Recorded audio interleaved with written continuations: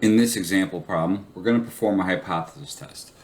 But we're also going to use a regression equation because our hypothesis test isn't testing for the probability of any one given return, a y, an x, whatever you wish. It's testing for the level of the slope. In this example, we are going to be the manager at Gemco, which is a jewelry maker, and we're going to develop a regression model to predict how productive our employees are going to be based on the time it takes them to place 3 pins in holes using tweezers. That's a movement that is common for watchmakers.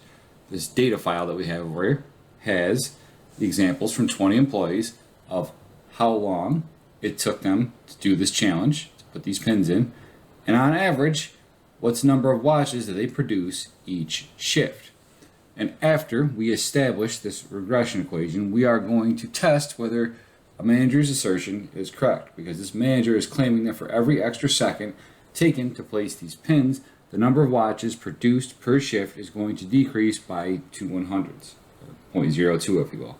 So based upon the information in this file, let's first determine what our regression equation is, and then conduct a hypothesis test at the 5% level of significance to determine if this claim is valid. X makes Y change. And what this manager is saying right now is that the time in seconds it took an employee to do this trial dictates how many watches they produce when they're on an actual shift. Well, with that information that we have, we can do regression equation here with time being our X and number of watches, our output being our Y. So I'm going to go and I'm going to use the data analysis tool pack one more time under the data tab. And I'm going to use regression.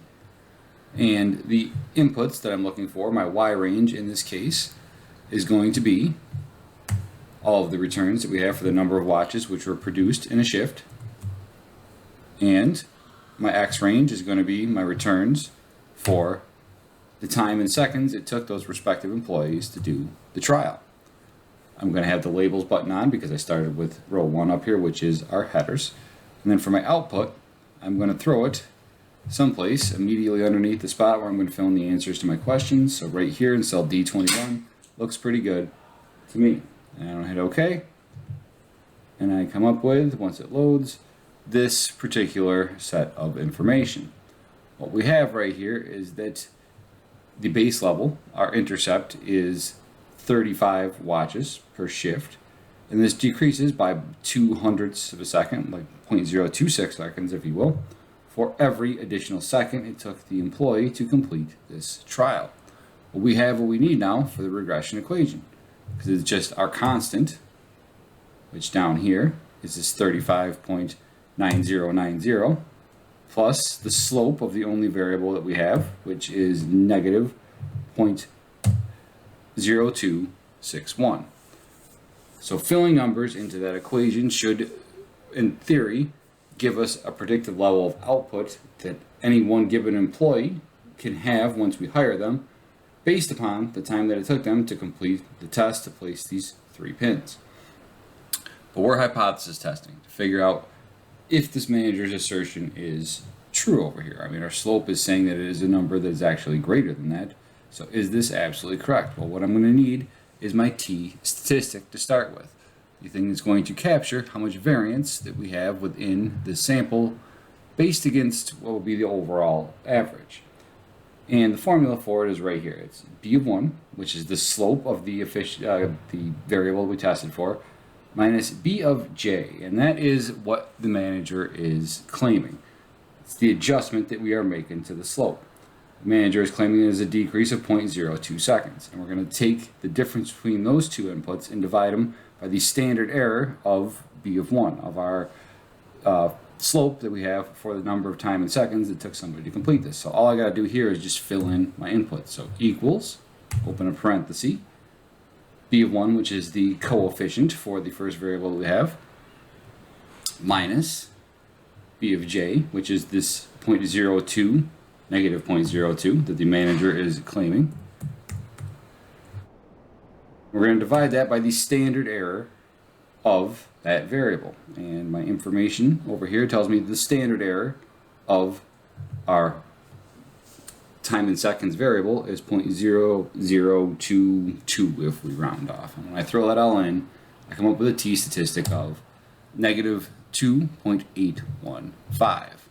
And I can use that t-statistic now to capture my p-value, my probability in the case that this null hypothesis is going to be true, that the true slope of all of the testing we have once we have the entire population's worth of data is going to be greater than 0.02 units of output once the employee, for every second it takes the employee once they make the trial. Well, what is my p-value? Well, I need a distribution, and since this is from a sample, I'm going to use t-distribution. So t.dist is the function that I want. For my inputs, the x is going to be the test statistic we have, the t-statistic, at negative 2.815 in cell E16. The degrees of freedom that we have is actually going to be our residual of 18. I know it seems weird because we only have one variable, so why wouldn't it just be n minus 1 or 19? And the problem with that is we're actually testing for two different variables, the one that our information has found and the one that the manager is asserting. And then lastly, at the bottom, we have cumulative. And in this case, we do need cumulative distribution because we're not testing for the probability of 1 point. We're testing for all points that are greater or equal to negative 0.02. And this is also a continuous variable, so there's an infinite amount of points that could go past that. We could measure this down to the nano of a unit. So what am I going to use in this case? I'm going to use true as my cumulative input. And when I do, I come up with 0.0057.